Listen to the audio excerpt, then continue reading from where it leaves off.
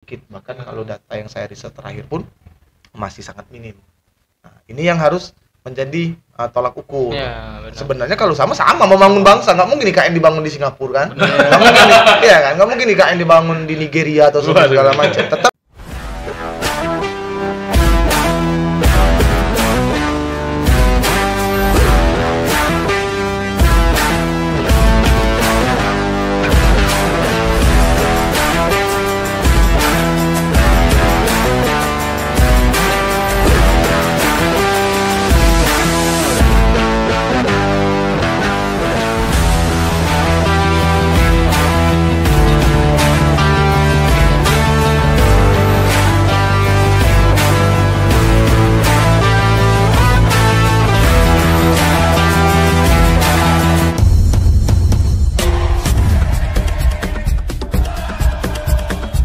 Oke, assalamualaikum warahmatullahi wabarakatuh. Waalaikumsalam warahmatullahi wabarakatuh. Masih bareng Hijrah Setiawan, Raihan Jamba dengan program yang tidak teman-teman tunggu, apalagi kalau bukan Gusu. apa tuan? Gudang Suara. Wah. Oke. Nah, buat teman-teman yang belum subscribe channel YouTube kita, langsung di subscribe, di like dan di komen juga. Di Dan share. Tekan lonceng, Mas. Iya, lonceng. Lonceng. Lonceng tanggal 25 nanti tekan lonceng. Lonceng. Iya. Waduh, Natal. Merry Christmas untuk yang merayakan, teman-teman. Nah, Haleluya. nah buat teman-teman yang belum follow Instagram kita, TikTok, kemudian ada Facebook, langsung di follow juga, diikuti. Dengan nama IH Kreatif. IH Kreatif 24 di Instagram, Facebook, TikTok, dan apalagi tuh? Apalagi itu? OnlyFans nanti gitu. Gambar Mas Ibnu lagi joget-joget. Nah, jadi Han, hari ini kita ngobrol santai ya kan? Ngobrol santai dengan orang yang luar biasa. dengan tema yang nggak santai ya. Tapi ini temanya ringan kok. Ringan bagi beliau ini ada. Ringan kok. Gampang loh ini. Gampang. Gampang ini. Berat ya. Nanti kan setiap kalimat pasti semuanya ketawa. Ketawa. Oh, Aduh, enggak dong. Masa urusan negara bercanda? Aduh. Jangan ya. Jangan. Serius kita. Jadi hari ini Han, mengenai debat kemarin, ya kan? Panas-panas debat. Panas debat. Walaupun suasana mendung, tapi hatinya panas. Wah. Iya kan? Perihal debat, katanya ada yang diunggulkan. Apalagi ini kemarin itu debat Cawapres. Katanya ada Boruto di sana. Waduh. Iya kan? Sasuke Gemoy. Iya kan? Kemudian ada segala macam di situ. Tapi hal uniknya nanti kita bakal ngobrol langsung lah. Tanggapannya gimana sama beliau yang satu ini? Boleh diperkenalkan? Oke, teman-teman, kali ini kita kedatangan tamu yang sangat luar biasa. Mas Ganda Pardana, Sarjana Manajemen. Wow, siapa dulu dong? Terima kasih. Udah melalang buana nih di politik kampus, Iya, aktivis. Ya, yang menyuarakan aspirasi Lubuk Linggau lah, masuk beliau ini. Beliau ini duduk di MPM Unifbi tahun berapa tuh Mas Hijrah? Mas Ganda. Kalau saya 2018. Jadi MPM tuh sebagai legislatif dan yudikatif Unifbi lah. Bagaimana anggaran BEM dan UKM itu Mas Ganda nih yang mengambil keputusan. Mahasiswanya diintervensi Mas Ganda. Mas Ganda juga. Iya. Tolong. Jadi selain di MPM, Mas Ganda ini juga duduk demisioner komisariat HMI Unifbi. Dan yang gokil nih. Apa tuh? Tingkat kota, Bro. Tingkat kota. HMI 1 Linggau. Wah, demisioner ketua umum cabang Lubuk Linggau. Ketunggu. Siap kita. Demisioner. Wah, dan enggak diragukan. Kredibilitas beliau ini enggak usah diragukan, bahas-bahasa ini kecil lah. Ampun. Kecil seperti itu. Mas Ganda apa kabar, Mas? Sehat, terima kasih. Terima kasih. Ini sepertinya hitam ya. Hitam. Iya. Tapi tidak putih. Hijau, Hitam.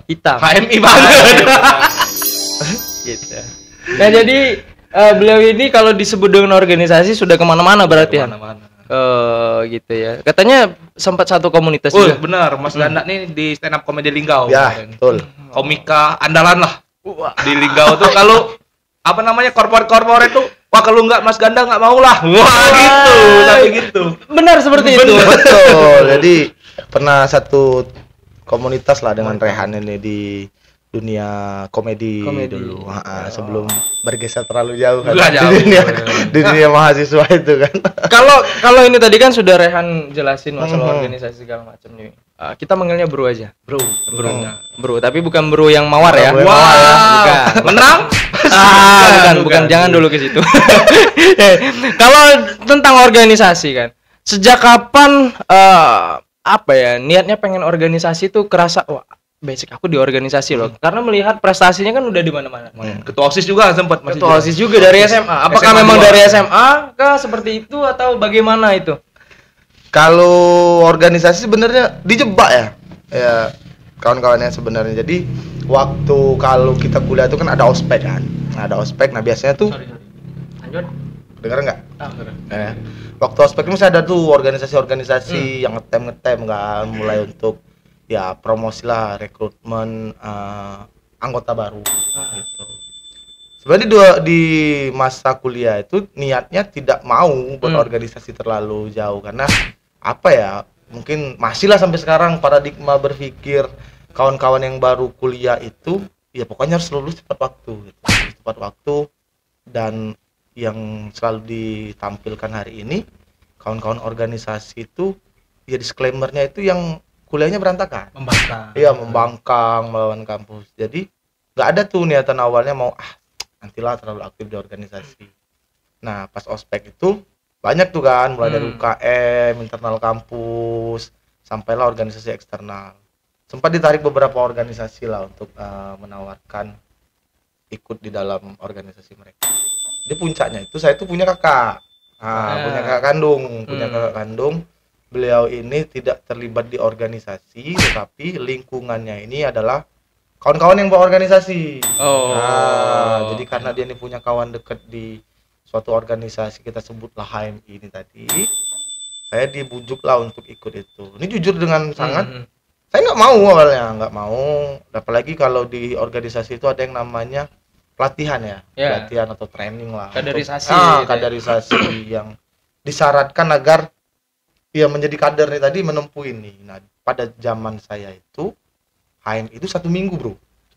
1 minggu. Kaderisasinya 1 minggu. Kaderisasi 1 minggu di kita digembleng di sana, nggak boleh pulang, makan disediain oleh panitia ya dengan seadanya lah. Dan waktu tidur pun waktu itu saya ingat betul loh. Selesai materi jam 2 malam, pokoknya jam 4 itu harus bangun lagi. Karena harus subuh berjamaah dan segala macam. Hari pertama itu udah mau pulang pokoknya bilang sama abangnya tadi pokoknya nggak mau lagi lah di sini gitu, ini organisasi apa kayak pelatihan militer saya bilang kan, makan sedikit tidur kayak Rongi ya. Iya kayak Rongi segala macam diurusin kan. ya Diurusin tapi kan dia protes masalah makan juga kan. dikit ya saya lihat tuh sempat tuh sempat-sempatnya mau minta tambah ya. Kalau prinsipnya udah masuk dalam suatu kali ya kan, ya kalau cuma setengah kamu akan masuk angin kan, ya kan? Lebih baik kamu nyelam, badan kamu jadi bersih, kamu segar. Entah kenapa otak tolol ini jadi terdoktrin pada saat itu kan. Ya udahlah cobalah sampai bertahan 1 minggu. Nah sebenarnya proses berjalannya berorganisasi ini ya mungkin menemu nikmatnya berorganisasi itu saat udah berjalan. Oh rupanya enak gitu, yang kita tidak berani untuk mengungkapkan pendapat, mengungkapkan ya aspirasi. Nah rupanya di organisasi itu dididik dalam tanda kutip ya, kalau memang ini harus disampaikan dan ada yang kamu lihat suatu kesalahan ya sampaikan, jangan takut. Pokoknya dididik jangan takut lah. Itulah kenapa saya itu pernah buat statement itu ya, jika tunduk dan patuh itu adalah dusta, maka perlawanan itu adalah cinta. Wah, nanti dipotong ya itu. FYP TikTok ya. Betul, karena organisasi itu asik itu rupanya. Kalau berbicara depan orang banyak ya, dengan Rehan ini dari SMA udah berbicara depan orang banyak ya, karena stand up ini tadi. Tapi pergeseran nilainya ini loh. Rupanya di organisasi itu kita diajarkan untuk mengetahui hal yang lebih detail, yang lebih serius, apalagi berkaitan dengan orang banyak. Nah, itu yang akhirnya alhamdulillah sampai selesai kuliah. Dan ini disclaimer di awal ya. Saya walaupun jadi ketua umum komisariat, walaupun jadi ketua umum MPM sampai jadi ketua umum HMI cabang Lubuk Linggau, kuliah saya cuma 3 tahun 8 bulan, Bro.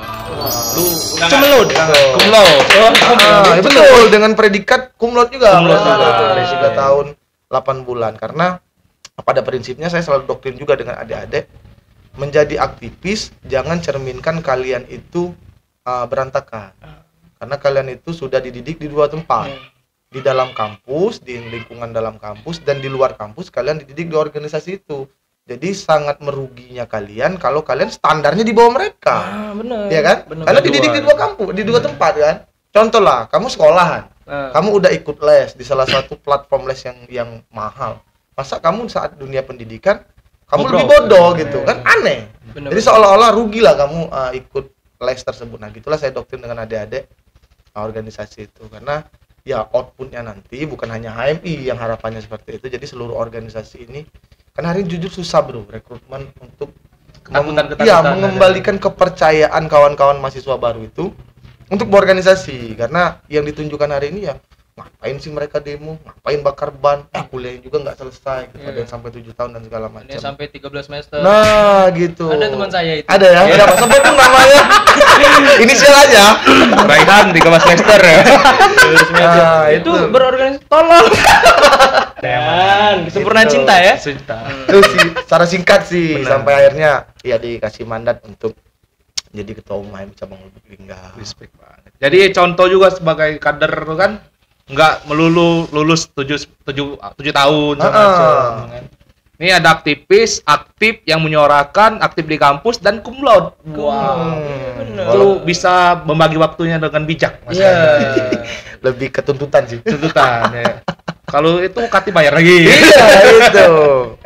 Ya bener sih kalau misalkan kita males-malesan kuliahnya ya kan. Kasihan orang tua. Iya, Baru Kati. Jadi ada juga salah satu pendapat senior lah termasuk jadi katanya bilang gini, kalau misalkan kuliah itu adalah kewajiban, organisasi itu kan mengikuti. Dia bilang kan gitu kan. Jadi kalau misalkan kita meninggalkan akademisi kita, berarti kita meninggalkan organisasi. Iya, betul. Benar, ya kan? Sederhananya gini aja sih, Bro.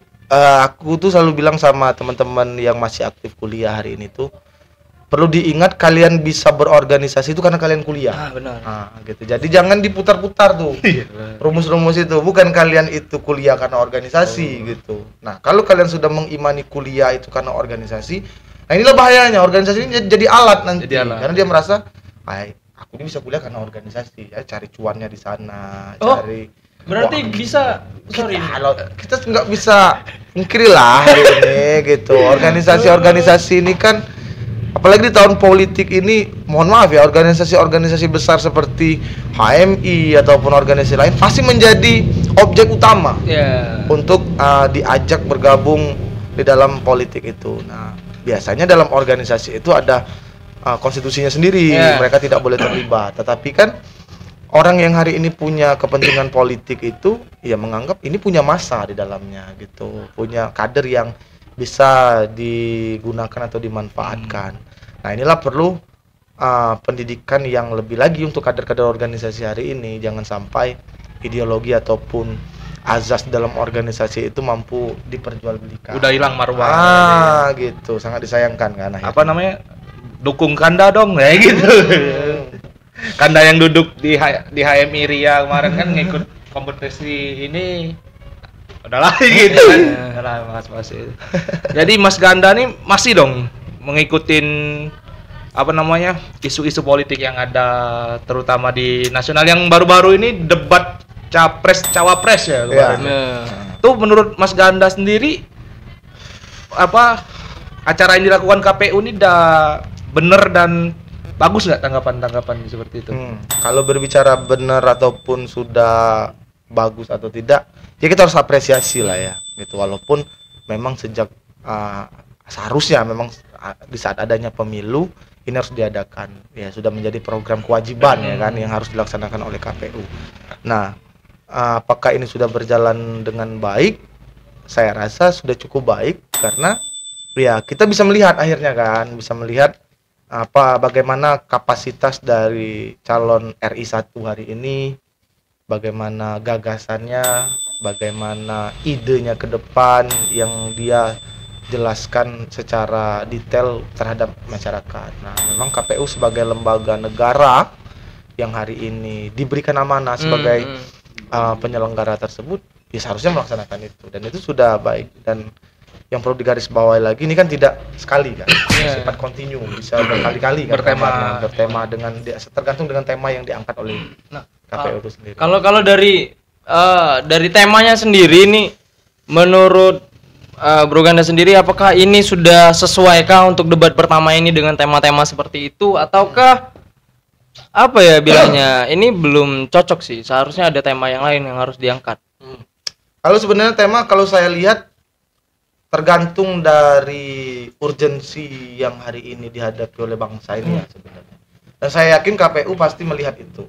Nah, saya tidak bisa mengatakan ini sudah layak atau tidak, karena kita belum lihat nih selanjutnya ini tema apa yang akan dibawakan. Tetapi jika hari yang kemarin itu saya rasa sudah cukup baik, karena kalau saya nonton itu sentralisasinya itu penekanan terhadap hak asasi manusia, terhadap demokrasi, terhadap pelayanan publik, ya yang menjadi urgensi lah hari ini di bangsa ini, apa yang menjadi problemnya gitu. Jadi untuk yang selanjutnya mungkin ya perlu juga KPU ke arah yang bersifat ekonomi, pendidikan, kesehatan dan segala macam. Saya rasa KPU mampulah untuk mengemas itu, dan yang pertama cukup berhasil. Ya, karena kalau saya lihat juga tentang kebijakan pelayanan publik yang dibahas gitu kan, tentang hak asasi manusia yang ada di Papua, bagaimana 3 kandidat ini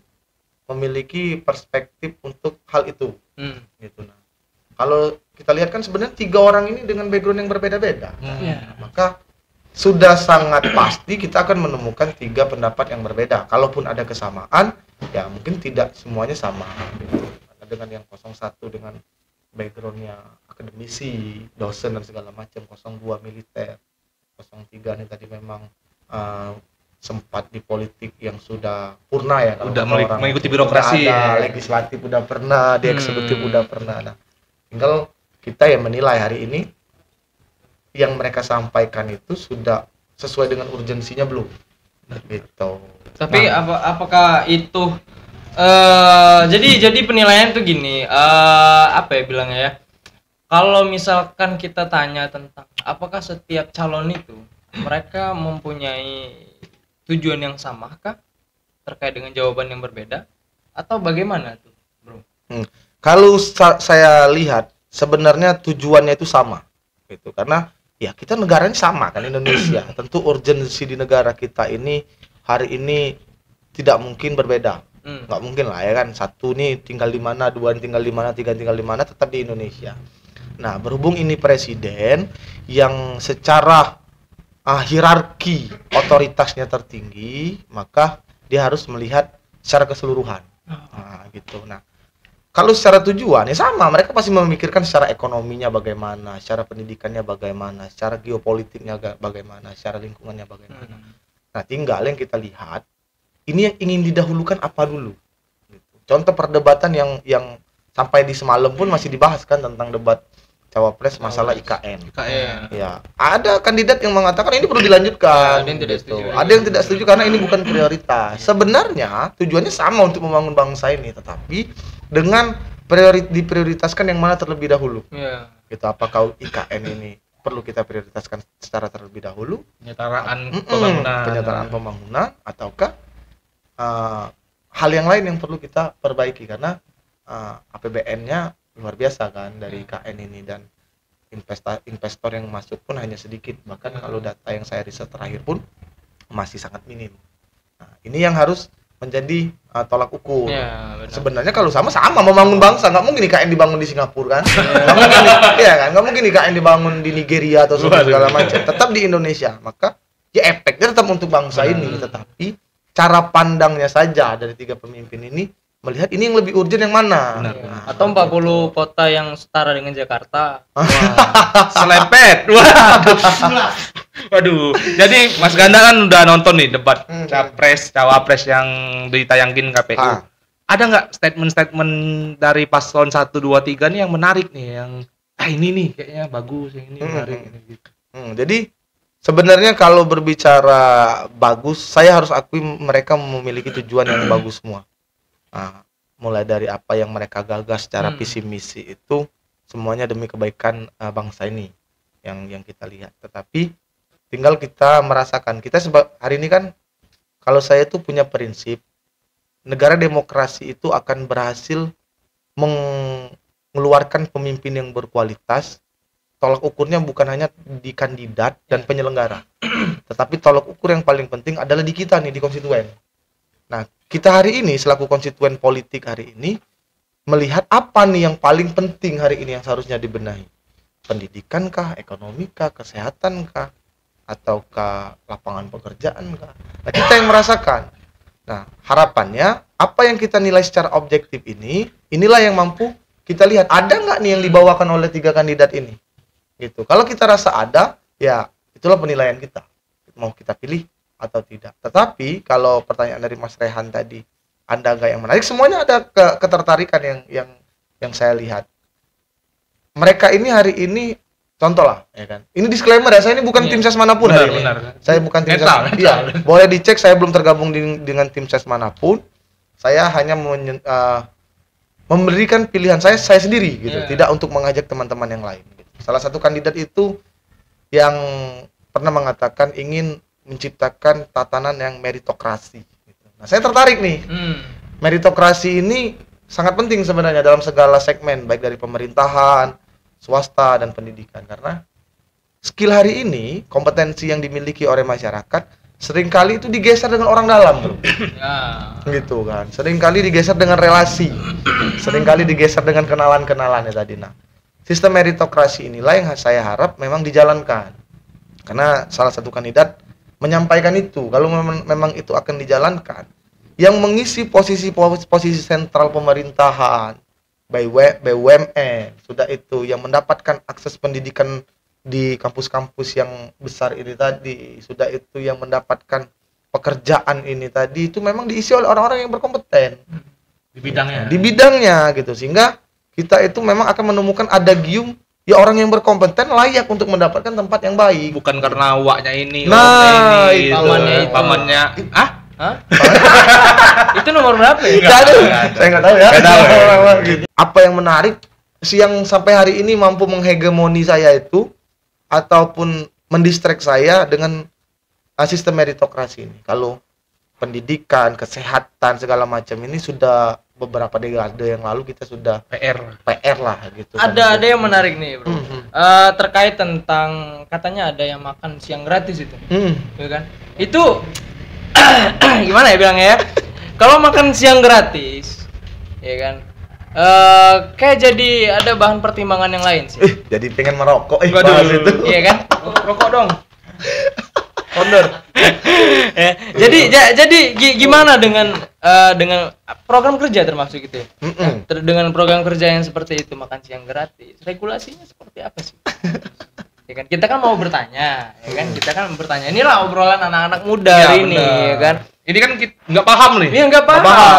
Gimana regulasinya? Apakah pulang sekolah atau pulang kerja kita makan gratis nih, di kantor disiapin makan gratis, ya kan? Atau anak-anak sekolah yang baru pulang sekolah, ya kalau pulangnya siang, kalau pulangnya sore makan sore. Telat berhasil nih, tapi masih jalan ada salah satu rumah sakit swasta di Lubuk Linggau nyediain air bunda, nyiapin makan gratis untuk seluruh masyarakat Lubuk Linggau. Oh iya kah? Tapi minusnya menurut aku, ini minusnya ya, minusnya setiap apapun yang kita lakukan pasti ada plus dan minus. Minusnya adalah ketika hal itu terjadi, orang-orang menghentikan kerjanya duluan. Tapi pembahasan teori kecukupan tadi Mas Riza. Gimana? Aduh, kita di belakang kamera aja. Tapi kita coba tanya dengan bukan berarti kita beda pasangan enggak apa-apa. Ya, wajib sih beda pasangan. Masa ada pasangan kita sama? Ya kan? Benar. Sedangkan kau belum ada pasangan. Enggak bisa nih. Benar. Ya, jadi gimana tuh, Bro? Tentang yang makan siang itu ada sepertinya itu kan sedang digaungkan sekali itu makan siang. Kalau sebenarnya dengan program kerja itu sah-sah saja ya, kalau mau dibawa oleh kandidat di dalam memberikan efek agar konstituen ini mendukung mereka. Soalnya program kerja ini kan dirancang dengan sebaik mungkin, bahkan seradikal mungkin agar masyarakat ini tertarik gitu. Saya berikan studi kasus seperti inilah di 2014 lah. Saat Pak Jokowi itu mengeluarkan visi misi pengangguran itu dapat gaji, kita semua shock kan. Ya. Mana mungkin ini terrealisasi segala macam. Nah, realisasi itu setelah mereka terpilih. Nah, bagaimana mereka menyusun ulang nih regulasinya nanti bagaimana, pendistribusiannya nanti bagaimana gitu. Nah, hari ini kan yang baru kita dengarkan itu dari salah satu kandidat ini merancang program ini untuk eksekusi nanti ya kalau dia diamanahkan. Nah, kalau Mas Hijrah ataupun Bro Hijrah menanyakan kepada saya apakah itu baik atau tidak, ya itu tinggal konstituen lagi. Kira-kira dengan program ini nanti terrealisasi, kira-kira secara urgensinya terpenuhi nggak? Apakah memang ini nanti terpenuhi? Ya kalau masyarakat merasa atau konstituen merasa, oh ini perlu, ini memang urgent, silakan gitu, dieksekusi ataupun dipilih dari kandidat ini. Tapi kalau nanya ke saya bagaimana nanti ini direalisasi, ya itu kita lihat saat dia duduk. Regulasi pasti harus ada.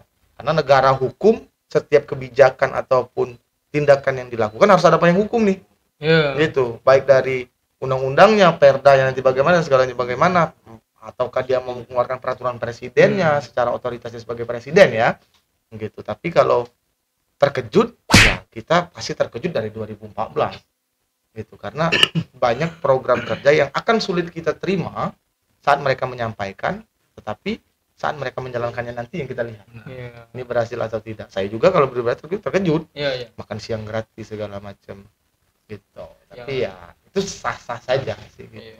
Karena bagi saya visi misi itu mau seradikal mungkin kalau memang itu mengundang konstituen untuk memberikan suara mereka, ya why not gitu kan. Balik-balik ke pilihan rakyat. Nah, itulah yang saya harapkan hari ini masyarakat itu mampu memberikan penilaian yang objektif gitu.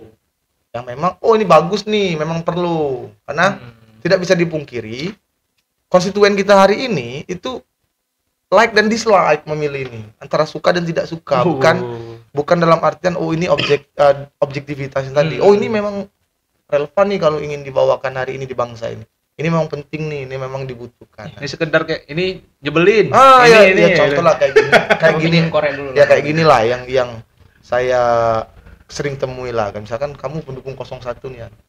Oh saya 02, adalah 02 udah tua segala macam. Kan kayak like dan dislike gitu kan. Ataukah udahlah 03 segala macam, ini aja ini. Enggak, tapi enggak ada yang argumentasi yang kenapa lu pilih 01 gitu. Kenapa yang lu enggak pilih 02? Contoh lagi nih. Aku misalkan Rehan Nyalon, aku nggak suka dengan kau Tuhan karena program kau tuh bertentangan dengan misalkan sosial kita, program kau yang bertentangan dengan ekonomi kerakyatan kita. Sehingga aku tidak memilih Rehan ini karena anggap program ini tidak relevan dikerjakan di bangsa ini. Nah, gitu. Harapannya konstituen kita ini sudah bergeser nih. Memilih ini bukan karena suka dan tidak suka, tetapi karena objektivitasnya tadi. Oh, ini memang bagus nih untuk dipilih karena programnya ini. Gagasannya oke, emang melakukan riset tentang itu. Sehingga dia tidak memberikan hak 5 tahunan ini ya dengan alasan yang receh gitu. Milih ini karena gemoy. Nah, milih ini karena nyebelin. Nah, itu. Milih ini karena anak muda. Anak muda. Sayang loh kan 5 tahunan sekali kan. Gitu. Tuh kan ada tuh program segala macam kan dibaca harusnya. Iya, seharusnya sekarang tuh mulailah, apalagi kan kita di 2024 ini konstituen terbanyaknya di usia milenial dan Gen Z ini tadi kan. Hampir 56% sampai 60%. 62%. Kalau saya nggak salah riset gitu. Nah, seharusnya ini poin penting loh untuk milenial. Iya, yang hari ini milenial menganggap kita nih politik kita busuk segala macam. Nah, ini momentum kalian gitu. Momentum kita bagaimana kita sebagai konstituen aktif yang akan memberikan suara ini mengubah tatanan itu. Jangan kalian berbicara tentang perubahan, misalkan kita berbicara tentang perbaikan, tentang kelanjutan. Ini saya sebut semua nih, gitu kan. Karena takutnya kalau saya sebut perubahan aja nanti saya dibilang 01 kan. Nanti 03-nya kemana? Iya, saya sebut. Iya. Jadi kita omong kosong sekali kalau kita berbicara perubahan, kelanjutan ataupun ya perbaikan. Kalau dari kita sendiri itu tidak peduli dengan atmosfer ataupun dinamika politik hari ini gitu. Jangan kalian setelah berbicara perubahan, berbicara kelanjutan ada kandidat yang datang menawarkan kompensasi dari suara kalian terima. Gitu. Padahal ini awal mula kalian terjun di dalam memberikan suara kita. Gitu. Tapi banyak anak muda yang aku rasa masih gagal paham juga soal itu kan. Anak siapa presidennya? Aku gini-gini aja. Itu. Selama paradigma itu masih terbentuk di sosial kita, di masyarakat kita, maka ya cita-cita kita demokrasi yang seharusnya menghasilkan pemimpin yang berkualitas itu akan menjadi semu. Itulah saya bilang, saya titik beratkan untuk teman-teman lah, terus untuk kaum milenial ataupun Gen Z hari ini. Negara demokrasi ini tidak akan berhasil membentuk pemimpin yang berkualitas kalau kita hanya menyerahkan terhadap kandidat dan penyelenggara. Nah, maka konstituen harus terlibat aktif. Terlibat aktif bagaimana? Terlibat aktif di dalam menilai, di dalam kita menganalisa. Contoh, ada visi misi yang bagus, tetapi secara realita ini tidak mungkin bisa dieksekusi misalnya. Nggak masuk akal. Nggak masuk akal. Ya itu harus analisa juga. Ini nanti anggarannya dari mana? Ini nanti regulasinya mau gimana? Bertabrakan nggak kira-kira dengan ideologi?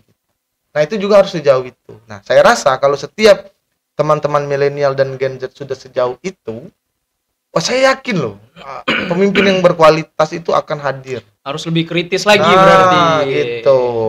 Jadi jangan tapu kekuasaan ini diserahin main-main bercanda doang. Nah. Cuman gimmicknya ini, ngikutin gimmick yang ada. Ini kita pernah lihat lah bahwasannya salah satu contoh yang pernah mengalami pemilihan presiden di Filipina. Memang framingnya betul.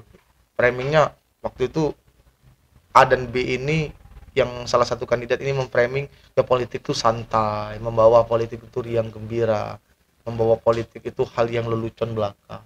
Sehingga masyarakat terdoktrin lah itu untuk memilih tanpa melihat lagi aspek ini apa nih program kerjanya, ini nanti bisa nggak dikerjakan, ini nanti ada nggak regulasinya, ini nanti bertabrakan nggak dengan sistem culture sosial budaya bangsanya, sehingga terpilihlah orang itu. Dan Filipina hari ini ujung-ujungnya apa? Pertumbuhan ekonominya merosot, segala macamnya, mulai dari pendidikan dan segala macam mulai kewalahan. Karena kenapa? Ya dari awal mereka menyeleksinya ini tidak baik lah. Konstituen ini tadi tidak mampu untuk memfilter. Oh ini nggak mungkin. Boleh kita menganggap politik itu riang gembira, boleh, sah-sah saja bagi saya. Karena kenapa? Menghindarkan tendensi ini tadi, perpecahan ataupun polarisasi antara kandidat A, kandidat B dan kandidat C. Tetapi yang tidak kita boleh tinggalkan esensialnya. Riang gembira itu bukan senang-senang. Oke, senang-senang. Tetapi riang gembira itu tidak meninggalkan daripada kebijakannya, visi misinya ataupun programnya. Kita hari ini bisa ketawa-ketawa walaupun beda pandangan. Benar. Nah itu yang riang gembira itu, tanpa harus menjelekkan kandidat A dan kandidat B. Bukan yang dalam artian riang gembira hanya guyon, lelucon atau framing yang tidak berguna itu tadi. Nah, itu yang saya harap konstituen bisa lah untuk kalau riang gembira, ya kan, riang gembira itu tadi kan lucu segala macam. Terkait dengan kan hal unik nih. Jadi hal unik juga ketika debat capres kemarin. Kita pasti perhatiin ada ekspresi-ekspresi yang gimana ya bilangnya ya, hal baru, gimmick baru nih, ada gimmick baru, ada yang gimmick mas, ada yang gimmick pak, ada yang gimmick mas lagi, ya kan, banyak sekali gimmick sorry gitu kan. Ya kan kita afirmasinya dari yang kita tonton, kita kan ingin gitu kan, menjelaskan tidak ada unsur kesana kita hari ini kan. Nah, gitu. Menurut Rogana sendiri terkait dengan ekspresi-ekspresi itu, apakah itu sudah layakkah sebagai calon pemimpin Indonesia dengan ekspresi yang seperti itu? Atau bagaimanakah? Oke. Jadi pakar sosiologi, psikologi ya. Jadi kalau kita kan ini debat ya, debat pilpres. Kalau sejarah debat itu sebenarnya secara pengertian dasarnya bagaimana argumentasi itu bertemu dan diuji satu sama lain. Bagaimana terjadinya komunikasi dua arah ataupun lebih tentang menguji dari argumentasi yang menyampaikan gitu ataupun sebaliknya. Nah, secara teoritis debat itu harus ada premis dan ada kesimpulan gitu. Nggak mungkin dong lu bawa premis pendidikan tetapi nggak bisa lu simpulkan pendidikannya mau gimana. Lu bawa premis misalkan kesetaraan tetapi kesimpulan tentang kesetaraan itu nggak ada. Nah, kalau bagi saya mau gimmick apapun, mau respon apapun dipersilakan asal unsurnya terpenuhi gitu. Unsur dari lu menyampaikan premisnya adalah pendidikan, tapi lu harus simpulkan pendidikan yang mau gimana lu mau rubah itu, yang mau gimana lu mau bentuk itu. Nah, lu bawa premis tentang kesetaraan, oke, kita bahas nih kesetaraan, berdebatlah tentang kesetaraan. Si A menyampaikan tentang kesetaraan, si B boleh untuk menguji. Nah, itu prinsip debat. Tapi kalau dia memberikan gimmick tetapi tidak ada kesimpulan ataupun tidak ada tanggapan dari yang menguji secara ilmiah ataupun secara akademis daripada itu semua, nah itu tinggal konstituen. Benar. Karena ini debat pilpres ya, perlu saya garis bawahi, ini debat pilpres yang dari 3 orang ini nanti itu akan terpilih menjadi presiden 5 tahun. Yang otoritas tertinggi di bangsa kita hari ini dipegang oleh mereka. Nah, tinggal kalian dari debat ini kalau berbicara penting atau tidak, penting untuk kalian melihat nih, bagaimana kandidat ini menuangkan gagasannya, menuangkan pikirannya, dan saat diuji oleh orang lain dia bisa mempertanggungjawabkan. Sangat lucu kalau kalian berbicara pendidikan, ada orang bertanya, kalian tidak bisa menjawab. Nah, berarti kan ini tidak dikemas ataupun diteliti dan dikaji dengan dalam, sehingga bisa, ini nggak bisa dijawab lagi nih. Malah menjadi provokasi. Nah, waduh. Ini kayak jurang dalam kita duduk di sini nih. Visinya ingin Indonesia cerdas, visinya jalannya aja dulu ya. Enggak notes ya. Mas Rehan. Waduh.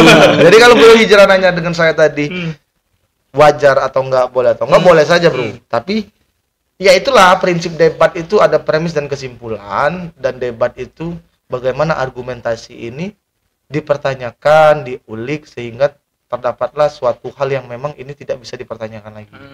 Yang kita harap ini menjadi kebijakan karena sudah clear. Gitu. Nih, Mas Ganda nih. Jadi kan udah disenggol nih tentang pemilih terbanyak sekarang dari golongan milenial dan Gen Z. Terdapat nggak tersampaikan nggak pesan di debat capres cawapres kemarin tuh tentang milenials nih menjadi agensi di program mereka?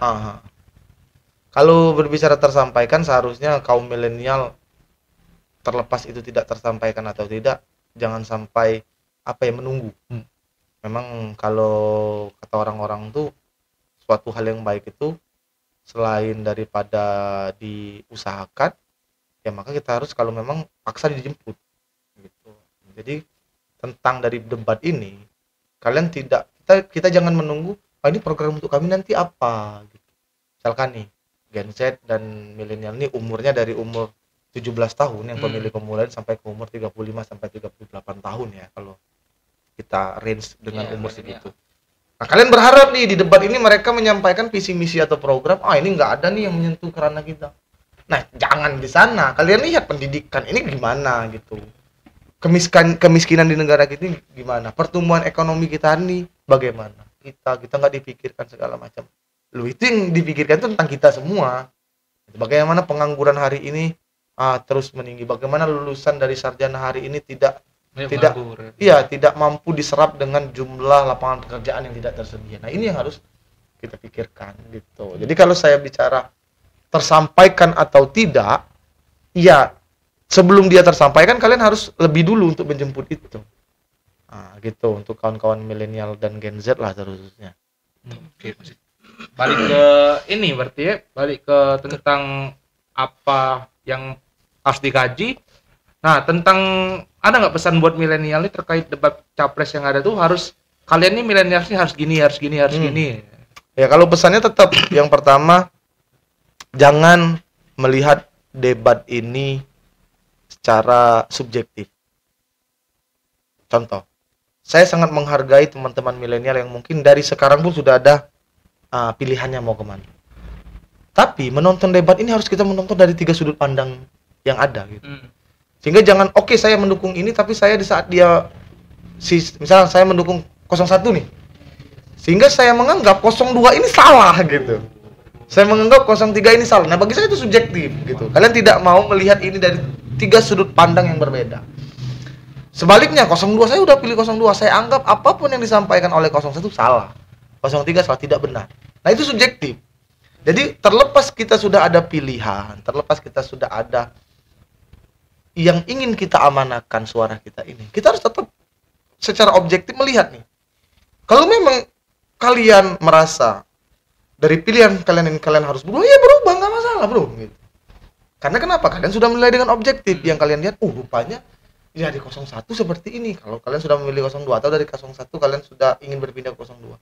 02 ini seperti ini sudut pandangnya yang saya rasa lebih relevan. Nah, sehingga debat ini menjadi ajang kita menilainya secara objektif gitu. Secara real. Nah, saya tidak ingin kawan-kawan milenial terjebak dengan penilaian subjektif ini tadi. Ini penilaian objektif yang melihat gitu.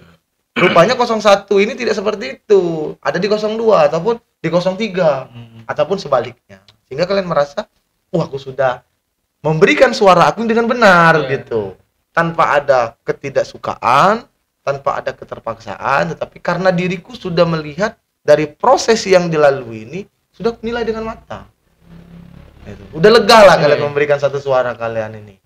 Gitu. Kalau dari milenial sendiri sih, apakah mereka sudah menurut Bro Ganda ini tentang hari ini anak muda melek politik? Apakah memang benar-benar mereka sudah peka terhadap politik kah? Atau hanya masih tidak objektif ketika memilih?